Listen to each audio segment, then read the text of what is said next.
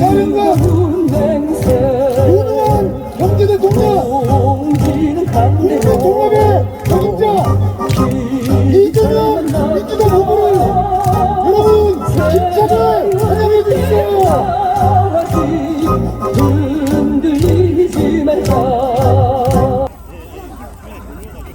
제가 화요일에 이 자리에 왔었습니다. 그날 화정동 아파트 붕괴 현장을 방문했습니다. 유족들과 많은 말씀을 나눴습니다. 그리고 그 다음날 바로 서울 용산에 있는 현대산업개발 본사를 찾아가서 정몽규 회장님, 유병규 사장님 두 분 모시고 간곡한 말씀을 드렸습니다. 야단 맞을 각오를 하고 빨리 유가족들 앞에 가서 사과하고 말씀을 경청해 주시오. 법률적 대처 먼저 준비하지 말고 인간 대 인간 마음의 대처를 먼저 준비해 주시오. 당신들이 아는 것처럼 하필이면 가장 어려운 분들이 더 큰 불행을 겪고 있는 이 참담한 일을 이제는 끊어야 될 것 아니오.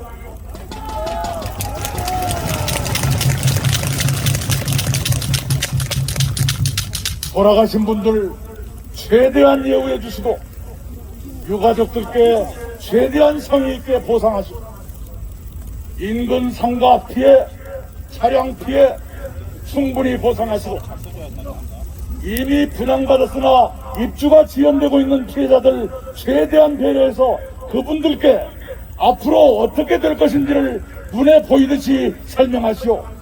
그렇게 요구드렸고 그렇게 하겠다는 답을 얻었습니다. 여러분 미안합니다. 광주 시민 여러분, 전남 도민 여러분께 감사드릴 일이 참 많습니다. 저는 광주 전남의 경제를 위해서 여러분이 지혜를 내주신 덕분에 한국전력이 나주 혁신도시로 온 것 참으로 좋은 일이었다고 생각하고 그 점에 대해서 여러분께 감사드립니다.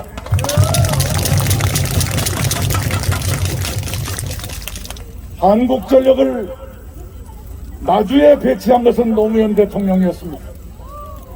그리고 3월에 개교할 한전공대를 허락해 주신 건 문재인 대통령입니다.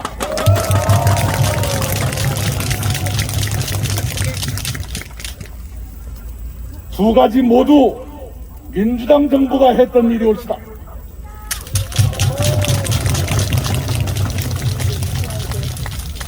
에너지를 가진 쪽이 세상을 지배합니다. 징기스칸이 세계를 지배했던 것은 당시에 가장 빨리 달리는 말이 있었기 때문에 에너지입니다. 그 뒤로 석유의 시대가 됐고 석유를 가진 쪽이 세상을 좌지우지합니다. 미래 시대 새로운 에너지를 어디가 갖느냐가 주도권을 갖게 될 것입니다. 그런 시대에 한국전력이 우리 나주로 오고 한전공대가 생기고 이것은 광주 전남의 미래 경제를 위해서 엄청나게 큰 약속이라고 저는 생각합니다. 그것을 해냈던 것이 광주 전남 시도민 여러분이고 바로 민주당 정부였습니다. 앞으로도 이런 광주 전남의 미래 경제에 활력을 가져올 이런 일을 이재명 동지와 민주당이 계속하겠다는 약속을 여러분께 드립니다.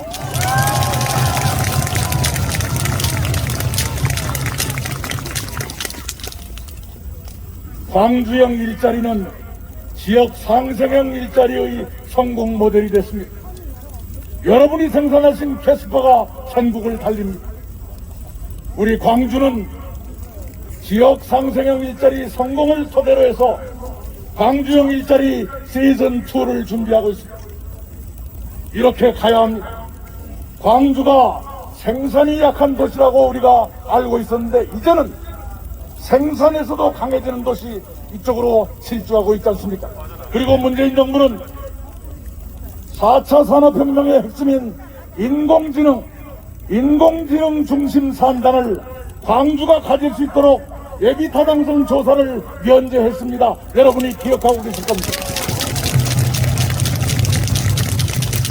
그리고 조금 전에 인사드렸던 이병훈 의원이 대표 발의했던 아시아 문화중심도시 특별법 작년에 통과됐고, 이제는 문화산업도 광주가 이 일을 해야 되는 그런 시대가 되고 있다. 여러분, 그 준비를 갖추어 주시기 바랍니다.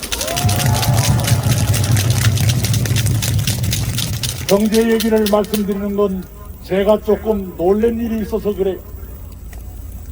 윤석열 후보가 GRDP 광주가 꼴찌다 이렇게 말씀했어요.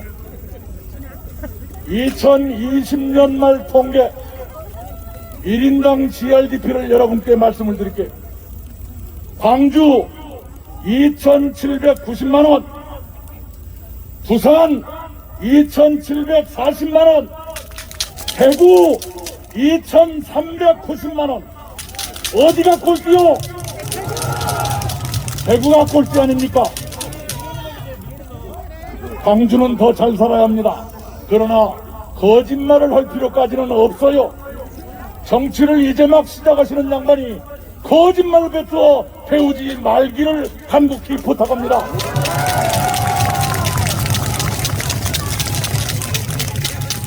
쇼핑몰 민주당이 반대한다고요? 이용섭 시장님이 오늘 발표했어요. 시민들의 의견을 모아서 잘 추진하고 있으니 민생 해결에나 앞장서 주시오. 광주 걱정은 광주한테 맡겨주시오. 이랬습니다. 제가 도지사 할 때 광양시에 남부지방 최대의 쇼핑몰이 들어섰습니다. 민주당이 쇼핑몰 반대하지 않아요.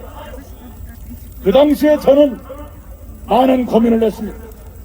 한쪽으로 보면 소비자의 선택권을 보장하고 관광객들의 편의를 도와드리려면 쇼핑몰이 있는 것이 좋을 것 같은데, 그것이 생기면 주변 상가가 피해를 보고 소상공인들이 생계가 어려워질지 모르니까 두 가지를 잘 지혜롭게 조화해서 광양시장님이 잘 해보시오.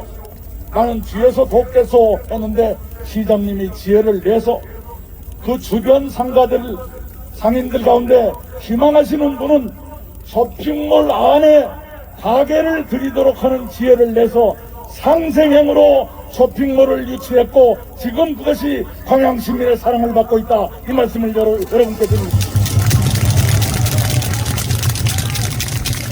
이 말씀을 드리는 것은 인터넷을 보니까 저쪽 사람들이 호남에는 쇼핑몰이 없다 그래요. 그렇지 않아요. 광양은 분명히 쇼핑몰을 갖고 있습니다. 그리고 또 하나, 다른 몇 개 도시가 대형 쇼핑몰, 특히 미국 자본 코스트코를 유치한 것은 지금까지도 주민들의 갈등을 겪고 있습니다. 그런 갈등을 최소화하면서 어떻게 상생할 것인가, 이런 지혜를 내야 되는 거예요. 선거를 위해서 갈라치기하고 한쪽 표라도 받아야 되겠다, 이런 주민 분열에 그런 정치를 하는 것 대단히 유감스럽다는 말씀을 드리고, 그것은 광주시에 잘 맡겨주시기 바라고, 국민의힘은 우리 자영업자 소상공인 도울 추경 예산안이나 빨리 통과시켜달라, 이 촉구를 드리는 것입니다.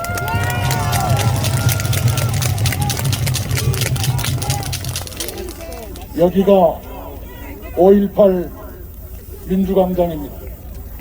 대한민국의 민주주의는 여기서 뿌려진 피 위에서 자랐습니다.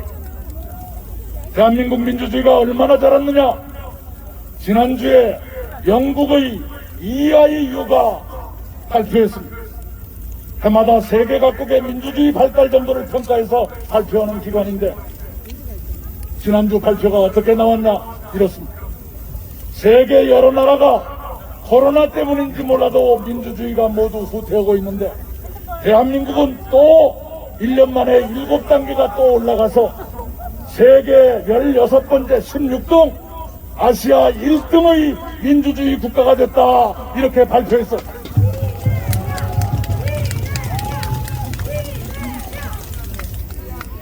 그리고 EIU가 말하기를 대한민국은 이제 완전한 민주주의 국가가 됐다 이렇게 평가했습니다. 우리 광주 시민 여러분들의 희생, 온 국민의 피와 눈물이 어린 노력 덕분에 여기까지 온 것이 여러분께 여쭙습니다. 대한민국 민주주의 완성을 위해서 여러분과 민주당과 정부가 가장 나중에 했던 일이 뭔지 기억하십니까? 검찰개혁 맞습니다. 검찰개혁과 공수처 설치였습니다. 그런데 해필 윤석열 후보가 말씀하시기를 검찰개혁 지워버리겠다, 공수처도 폐지할 수 있다 이렇게 말씀했어요. 이거 위험하지 않습니까? 검찰개혁과 공수처 설치까지 포함돼서 대한민국 민주주의가 세계 16번째 아시아 최고로 평가받았는데 마지막에 들어간 그것을 허물어버리겠다 그러면 검찰 폭주의 시대로 다시 돌아가고 대한민국 민주주의는 부패할 수 있다, 그런 얘기가 아니겠습니까? 광주 시민 여러분이 앞장서서 검찰 폭주, 민주주의 후퇴 막아주시겠습니까? 검찰은 민주적 통제를 받아야 하고 민주주의는 더 발전해야 합니다. 그 일을 이재명 동지와 민주당이 할 것입니다. 여러분도 함께 해주시기 바랍니다.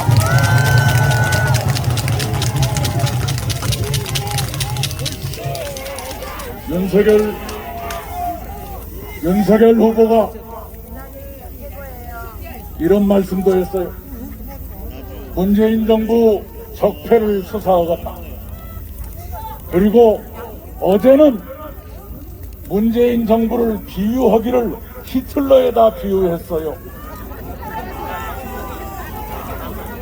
당신은 많이 안다고 자랑하려고 히틀러 얘기를 꺼냈는지 모르지만 저희가 보기에는 그것밖에 몰라서 그렇게 말했는 것 같다, 이렇게 생각이 돼요. 국가 최고 책임자가 되겠다는 분은 국민의 마음을 헤아리면서 국민을 희망 쪽으로 모시고 가야 돼요. 어디다 대고 히틀러입니까? 공부 그것밖에 못해서?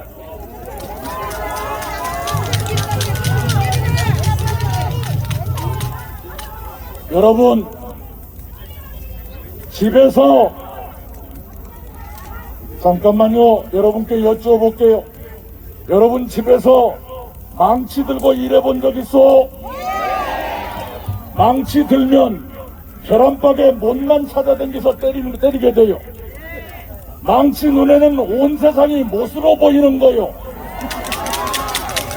그러면 여러분께 여쭙게요. 검사 눈에는 온 세상이 무엇으로 보일까요? 무엇으로 보일 거예요. 그런 사람도 필요하긴 해요. 그런데 그런 사람은 검찰청에서 일하기 바랍니다.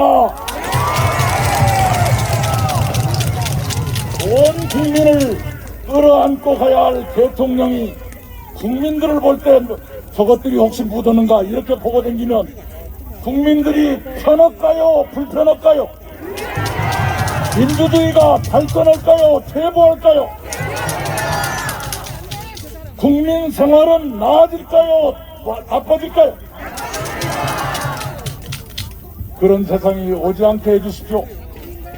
망치는 온 세상이 못으로 보이는 법이다. 이 말씀을 윤석열 후보 꼭 기억해 주시기 바라요. 국민들은 그런 걱정을 윤석열 후보한테 갖고 있다, 이 말씀을 드려요. 우리 광주 정신은 한편으로 민주고 한편으로 평화입니다. 80년 5월 그 엄혹한 상황에서도 우리 형제들은 평화를 말했어요. 그런데 대한민국 정당 가운데서 평화를 말할 자격이 있는 정당은 나는 암만 생각해도 민주당뿐이라고 생각해요. 한반도가 분단된 지 70년 됐어요. 70년 사이에 남북 정상회담이 딱 5번 열렸어. 언제 열렸냐? 민주당 대통령 때만 열렸어. 김대중 대통령 한 번, 노무현 대통령 한 번, 문재인 대통령 3번 했어. 저쪽 양반들 DNA는 그런 것이 없는가 봐요. 문재인 정부는 정상회담을 3번 했을 뿐만 아니라 여러분이 혹시 그냥 지나칠 수도 있는 말씀 해드릴게요. 남북한 사이에 군사적 충돌이 없는 최초의 정부가 문재인 정부예요. 우리 자식들이 군대 가서 희생되는 일, 다치는 일도 있습니다. 대체로 부대 안에서 벌어진 일로 그렇게 됐어요.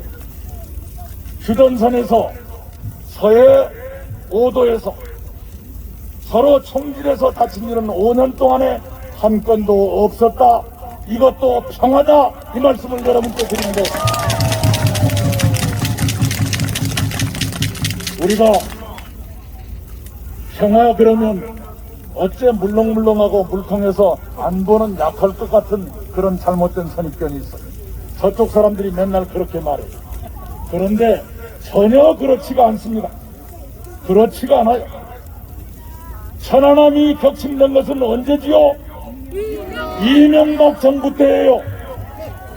김대중 대통령은 남북 정상회담을 시작했고 금강산 관광을 시작했지만 북한이 연평도를 2차례 공격했을 때 단호하게 응징해서 제1차 연평해전, 제2차 연평해전 모두 완벽하게 승리했었더랬습니다. 그것이 민주당 정부입니다. 문재인 정부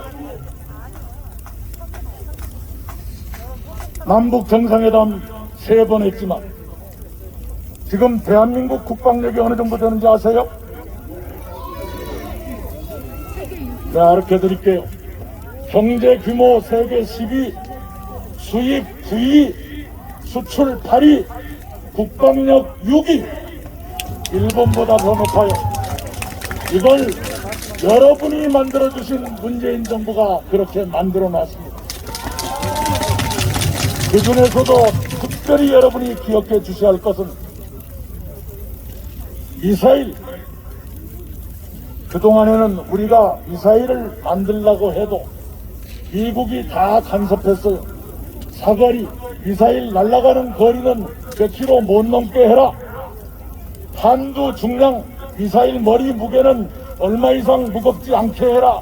이렇게 했는데 그것을 완전히 폐지한 것이 문재인 대통령과 트럼프 대통령의 한미 정상회담이었습니다.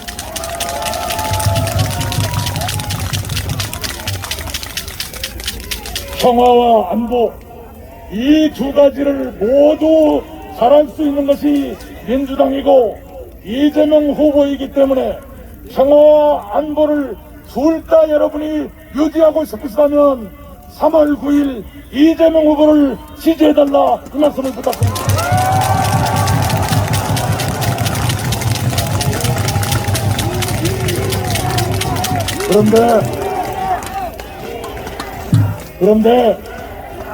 그런데 윤석열 후보가 위험한 말씀을 계속해요. 하나, 사드 추가 배치하겠다. 위험한 말씀입니다. 사드가 경상북도 성주에 있어요. 그것도 배치하는데 무지하게 어렵습니다. 그 기지 입구부터 반대하는 분들이 항상 막고 있어요. 그래서 헬리콥터로 장비를 실어 날려요. 그런데 어디다가 추가 배치하겠다는 것이지. 네, 광주 시민의 이름으로 윤석열 후보께 요구합니다. 사드를 어디다 추가 배치할지 빨리 발표해 주시기 바랍니다.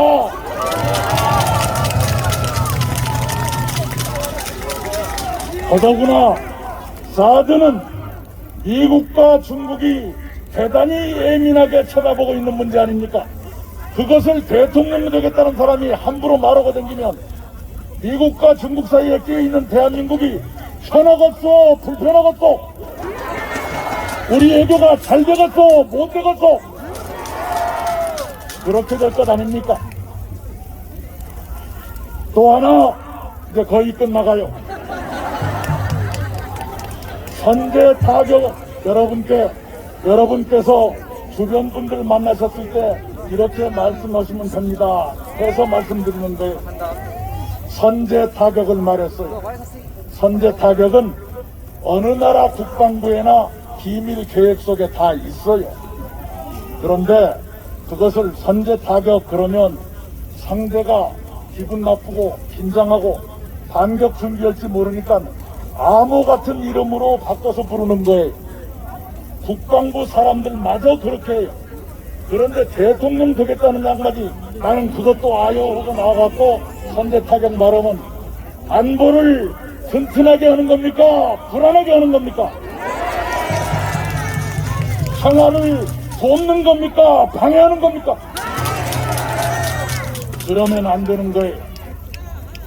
당신은 그거 잘 안다고 자랑하려고 그런지 모르지만 그것이 잘 모르는 거예요.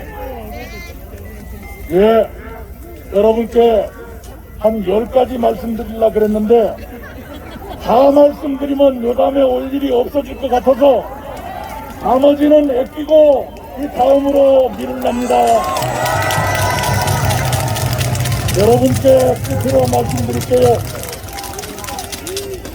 자, 우리 광주의 지역 경제를 위해서도 민주주의의 발전을 위해서도 평화와 안보의 유지를 위해서도 이재명 후보와 민주당을 선택해 주시라 이 말씀을 드려요. 그것이 다 외우기가 너무 길면 한 가지만 외워둡시다. 망치는 온 세상이 못으로 보이는 법이다. 망치는 온 세상이 못으로 보이는 법이다. 이것이라도 기억해둡시다. 감사합니다. 네, 감사합니다. 우리 든든하신 이낙연 총괄선대본부 위원장님 말씀 들으니까 힘이 나시죠? 함께 승리할 수 있습니다. 우리 민주당의 자랑 위기극복의 총사령관 유능한 경제교통력 이재명 후보가 입성하고 있습니다. 여러분